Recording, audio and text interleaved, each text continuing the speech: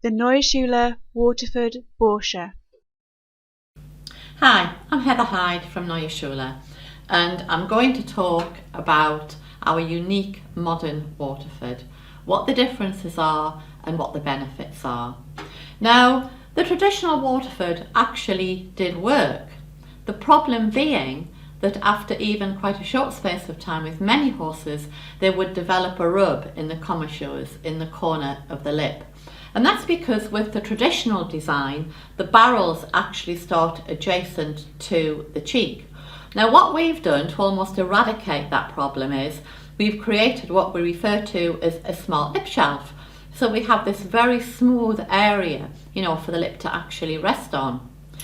The other benefits are we have a slightly slimmer mouthpiece, so it accommodates an awful lot more horses.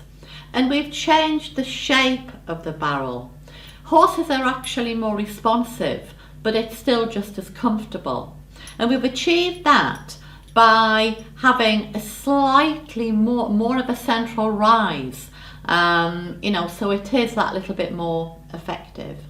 So for speed control, it really is a good tool to actually consider. Some riders back away from it, because of the look of it, but I do hope after this explanation that they will, reconsider the benefits and, under what circumstances, they would use the Waterford. Now the reason a lot of horses are so comfy in the Waterford is the fact that it's very malleable. It bends in every direction. So it's actually a really comfortable mouthpiece. So, a rider can actually, ask for the horse to come back. Once the horse has responded, they can instantly give the rein and it becomes a really comfortable mouthpiece. So the Waterford does actually have many benefits if you do need something that is going to give you that little bit more control. The other thing that's really important for me to mention is the sizing of the Waterford.